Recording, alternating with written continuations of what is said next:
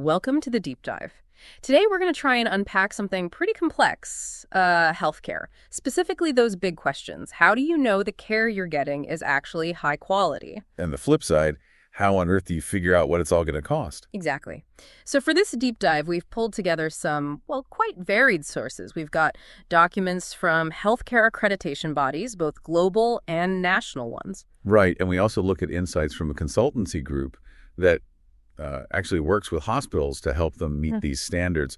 Plus, several pieces really focused on the patient side, understanding and asking for cost estimates. Yeah, so our mission here is really to cut through all that complexity. We want to pull out the most important bits, the key insights, to give you a shortcut to feeling, properly informed about quality standards and how to manage those costs. Makes sense.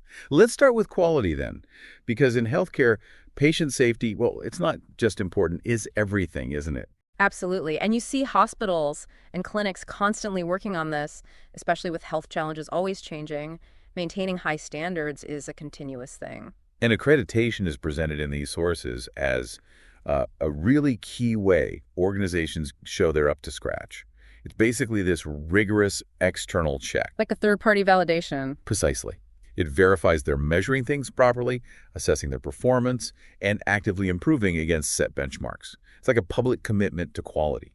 Okay, so who sets these benchmarks? Globally, the sources point pretty clearly to one main player. Yeah, Joint Commission International, or JCI, they come up a lot. They've been around for, over 20 years?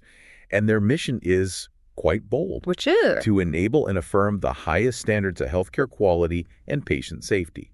For everyone, everywhere. That's the goal. That's a big goal. And their reach reflects that, right? The sources mentioned operating in over 70 countries. Yeah, 70-plus countries.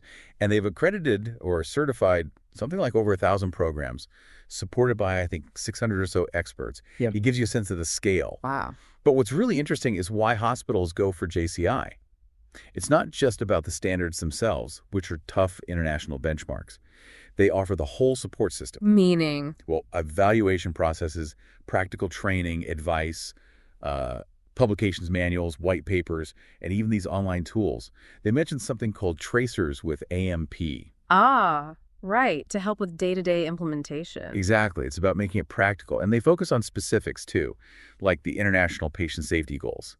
These target really common problem areas in safety. So it's not just abstract principles, it's about fixing real issues. Absolutely. Yeah. And the perceived benefits for hospitals, according to the sources, are quite varied. Hong Kong and Venice hospitals, for instance, saw it as a great team-building exercise, really improving coordination. Interesting. Less about ticking boxes, more about culture. Right. Others mentioned a competitive advantage, building community trust, better risk management, helping organize safety efforts. Burjeel Farha Hospital listed quite a few of those. Okay. And Emirates Specialty Hospital felt it added value and boosted patient confidence directly. Corniche Hospital saw it as showing their continuous commitment. It suggests it's more about building a reliable system than just passing a test. And the ultimate vision driving JCI, you said. Zero harm and highly reliable care delivery. That's the big picture aspiration. Okay, so that's the global standard. But you mentioned national bodies, too. Yes, many countries have their own. In India, the sources highlight NABH, the National Accreditation Board for Hospitals and Healthcare Providers. NABH, and that's part of the Quality Council of India. Correct. It's a constituent board. Its job is basically to set up and run accreditation programs specifically for healthcare organizations in India. Tailored to the local context, then. Exactly. The sources say it's structured to meet consumer needs, but also to set benchmarks for the Indian health industry itself. And it operates with full autonomy. Good to know. And it has broad support. Yeah, from industry, consumers, government, kind of reflecting its national standing. Okay, so we have these standards, JCI globally, NABH in India. But getting accredited, maintaining it, that sounds like a massive job for a hospital. How do they actually manage it? That's a great question. And it leads to the next piece of the puzzle, the support systems. The sources introduce a consultancy, Supreme Medic Consultancy Private Limited, as an example of a partner helping hospitals in India navigate this. So they help hospitals through the process. Pretty much the whole journey, from the initial planning and design of a hospital, through development, getting accredited, and even helping manage daily operations. And they work with different kinds of places? Yeah, nursing homes, multi-specialty, super specialty hospitals, diagnostic centers across India. What kind of help do they actually offer? The sources must have listed some specifics. Oh, definitely. It's quite a range. Things like planning and designing the actual hospital building, recruiting doctors and nurses, which is crucial, implementing quality management systems, and they specifically mention helping with NABH and NABL accreditation. NABL, that's for labs, isn't it? Yes. National Accreditation Board for Testing and Calibration Laboratories. Super important for accurate tests and reliable equipment. Okay, what else? Medical equipment calibration, healthcare business consulting, which covers operations management, workforce planning, legal compliance. So the business side, too. Absolutely. And even providing physical things like setting up modular operating theaters, medical gas pipelines, equipment, furniture, basically helping implement best practices across the board to improve performance. It sounds like they cover almost everything needed to run a high-quality facility. It seems that way. Yeah. They also mentioned a brand, HospiMatch, and its blog topics, financing, disease management, patient trends, just showing the breadth of healthcare issues they touch. Okay, so that paints a picture of the provider side, the standards, the accreditation, the support networks. But let's pivot now. What about the patient experience, especially with costs? Ah, yes, the cost question. The sources really acknowledge this is a huge point of stress. Healthcare expenses feel so unpredictable for so many people. Yeah, you're always wondering, what's this really going to cost me? Or can I even afford the next step? Sometimes you only find out about charges after the fact. Exactly those questions. And the sources introduce the healthcare cost estimate as a tool, maybe the key tool, for patients here. What exactly is an estimate, according to these sources? It's defined as a statement from the provider, could be written, could be verbal, though written is better, outlining the likely services, the costs for those, and maybe a range for unexpected things.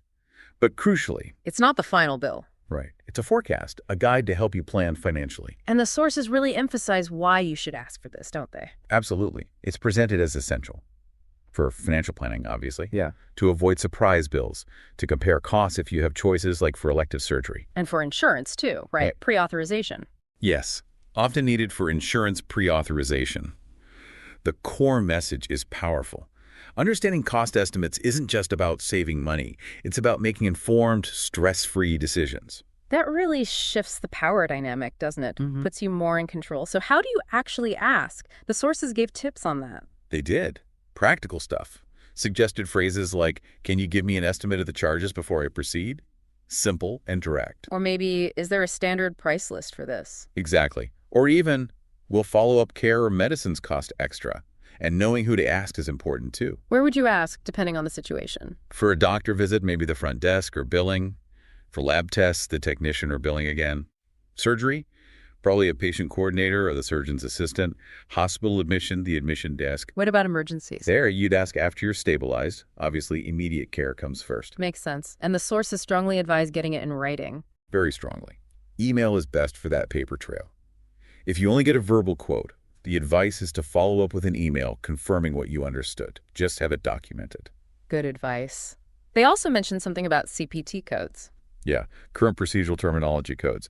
Verifying those can help you maybe use online pricing tools like Healthcare Blue Book or compare against something like the Medicare fee schedule, just as a rough baseline. Okay, so you've hopefully got something in writing. What should be in a good estimate? What details? It should ideally break things down.